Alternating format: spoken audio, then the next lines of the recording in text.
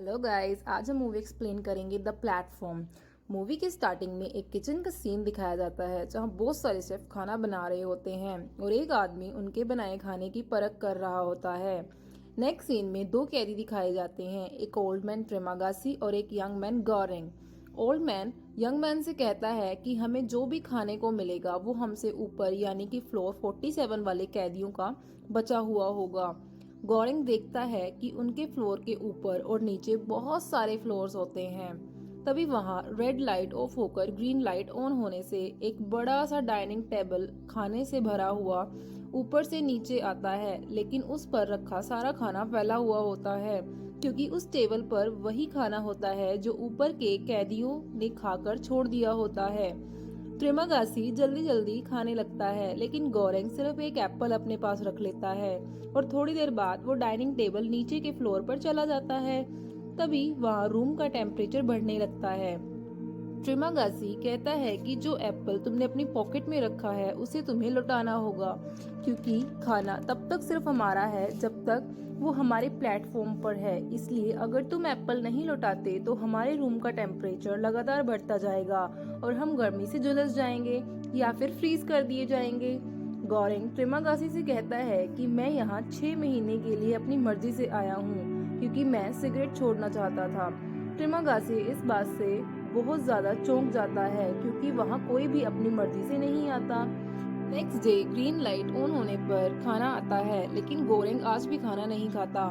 ट्रिमागासी कहता है कि मुझसे गलती से किसी का मर्डर हो गया था, इसलिए मुझे यहाँ पर कैद करके रखा गया है। गोरेंग दूसरी लेवल के कैदियों से बात करने की कोशिश करता है ताकि सभी लेवल्स तक खाना पहुंच सके, क्योंकि खाना इतनी बुरी हालत में और इतना कम होता है हर लेवल तक कि वो नीचे तक के लेवल्स वाले कैदियों तक नहीं पहुंच पाता, लेकिन कोई भी उसकी बात नहीं सुनता। नेक्स्ट डे खाना आने पर गोरेंग उसे खा लेता है। तभी ऊपर के लेवल से एक आदमी नीचे गिरकर मर जाता है। गोरेंग के पूछने पर ट्रिमागासी बताता है कि हर महीने उनका लेवल चेंज किया जाता है और हर महीने कोई ना कोई मारा जाता है। तभी वहाँ पर डाइनिंग टेबल आता है जिस पर एक लेडी मिहारू बैठी होती है। ओल्ड मैन बताता है कि ये हर महीने नीचे आती है और ये अपने बेटे को ढूंढ रही है। अपने लेवल के रूम पार्टनर को ये लेडी हर महीने मार देती है। ट्रिमागासी कहता है कि मैंने अब तक किसी को नहीं मारा, लेकिन जब मैं लेवल 8 पर था तब हमारे प्लेटफॉर्म पर एक डेड बॉडी गिरी जिसे मैंने और मेरे लेवल रूम के पार्टनर ने खा लिया। नेक्स्ट डे फिर प्लेटफॉर्म आता है और दोनों खाना खाते हैं। ऐसे ही काफी दिन निकल जाते हैं। अगले दिन जब गौरेंग नींद से उठता है तो खुद को बंधा हुआ पाता है।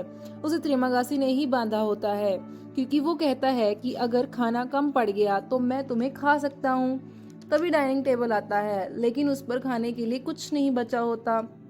ट्रिमागासी गोरेंग से कहता है कि मैं एक वीक के बाद तुम्हारी बॉडी से कुछ हिस्से काट कर खाऊंगा और साथ में तुम्हें भी खिलाऊंगा, लेकिन मैं पूरी कोशिश करूंगा कि तुम ना मरो। इस तरह काफी दिन निकल जाते हैं और हर दिन डाइनिंग टेबल बिना खाने के नीचे आता है। ट्रिमागासी भूख से पागल हो जाता है और गोरेंग की बॉडी काटने लगता है, लेकिन तभी वहां पर मिहारू आ जाती है और ट्रिमागासी को उसी के चाकू से मार डालती है और गोरेंग को आजाद करा लेती है। लेकिन गोरेंग गुस्से से बेकाबू होकर ट्रिमागासी पर चाकू से बहुत सारे वार करता है। नेक्स्ट सीन में दिखाया जाता है कि मिहारू ट्रिमागासी की बॉडी खा रही होती है और वो कुछ पार्ट गोरेंग को भी खाने के लिए देती है और गोरेंग का काफी ख्याल रखती है। डाइनिंग टेबल के प्लेटफॉर्म से जाते ही मिहारू भी वहां से चली जाती है। नेक्स्ट सीन में दिखाया जाता है कि गोरेंग अब लेवल 33 पर आ चुका है और अब उसकी नई कैदी पार्टनर इमोगोरी नाम की लेडी होती है और उसके पास एक डॉग होता है और उसे याद आता है कि ये वही लेडी है जिसने यहाँ कैद होने से पहले उसकी जानकारी ली थी और वो बताती है कि इस जगह को वर्टिकल सेल मैनेजमेंट सेंटर कहा जाता है और मैं भी यहाँ की स्टाफ मेंबर थी, लेकिन अब मैं भी तुम्हारी तरह यहाँ अपनी मर्जी से आई हूँ और यहाँ पर शायद 200 लेवल्स हैं। तभी वहाँ डाइनिंग टेबल आ जाता है और दोनों खाना खाने लगते हैं और वो नीचे के लेवल के कैदी को सिर्फ जरूरत के मुताबिक खाने को कहती है, लेकिन वो उसकी बात नहीं मानता।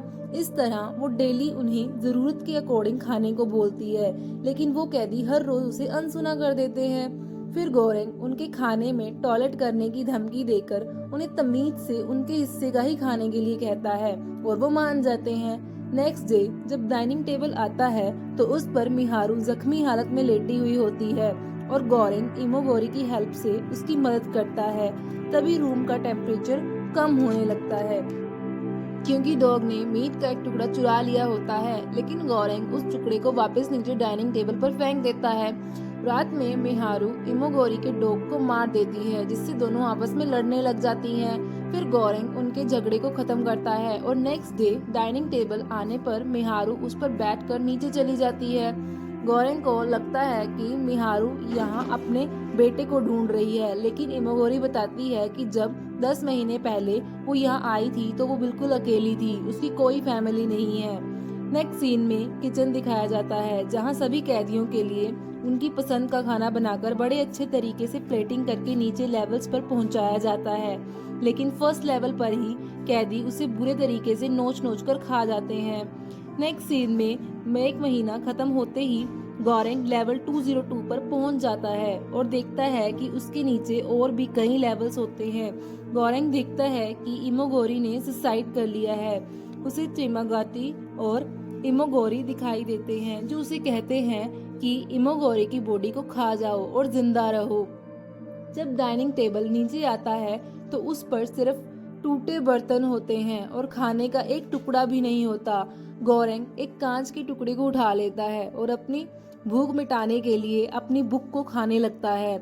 इस तरह कई दिन बीत जाते हैं। जब भूख बहुत ज्यादा हो जाती है और उसकी हद से बाहर हो जाती है तो वो इमोगोरी की बॉडी खाना स्टार्ट कर देता है और सरवाइव कर जाता है। नेक्स्ट मंथ होते ही जब उसकी आंख खुलती है तो वो खुद को लेवल 6 पर पाता है और उसका पार्टनर होता है भारत, जिसके पास एक रस्सी होती है और वो लेवल 5 वालों को ऊपर आने में उसकी हेल्प करने को बोलता है। लेकिन जब वो ऊपर पहुंचने वाला होता है तो वो उसे नहीं पकड़ते, लेकिन गोरेंग उसे नीचे गिरने से बचा लेता है। रात में गोरेंग भारत से लास्ट लेवल तक जाने में हेल्प करने के लिए कहता है कि हम डाइनिंग टेबल पर बैठकर नीचे तक जाएंगे और इस मैकेनिज्म को खत्म करेंगे ताकि सब तक बराबर खाना पहुंच सके। गोरेंग कहता है कि ऊपर की लेवल वाले हर रोज खाना खाते हैं, लेकिन आज हम खाना नीचे के कैदियों तक पहुंचाएंगे। भारत गोरेंग की पूरी हेल्प करता है। एक कैदी उन्हें कहता है कि तुम्हें बाकी कैदियों को समझाना चाहिए, ना कि उनसे खाना छीनना चाहिए। वो उन्हें सलाह देता है कि किसी भी एक डिश को तुम्हें बिल्कुल सही सलामत 0 लेवल तक पहुंचाना होगा, जिससे एडमिनिस्ट्रेशन को मैसेज मिलेगा और उन्हें लगेगा कि कैसे हो गया और वो हमारी बात सुनने को रेडी हो जाएंगे और उन्हें यहाँ की कंडीशंस का पता चल सके। नेक्स्ट लेवल पर गोरेंग और भारत प्यार से कैदियों को खाना ना खाने के लिए समझाने की कोशिश करते हैं, लेकिन लेडी कैदी जब नहीं मानती तो गोरेंग उसे मार डालता है और वो इसी तरह मारते हुए नीचे के लेवल तक पहुंच जाते हैं। नीचे के लेवल के कैदी उनसे शांतिपूर्वक खाना ले लेते हैं। जब वो काफी नीचे लेवल्स पर पहुंच जाते हैं तो वो देखते हैं कि खाना ना मिलने की वजह से वहाँ के कैदी एक दूसरे को मार रहे होते हैं। एक लेवल पर एक कैदी को बचाते हुए भारत और गोरेंग बुरी तरह जख्मी हो जाते हैं।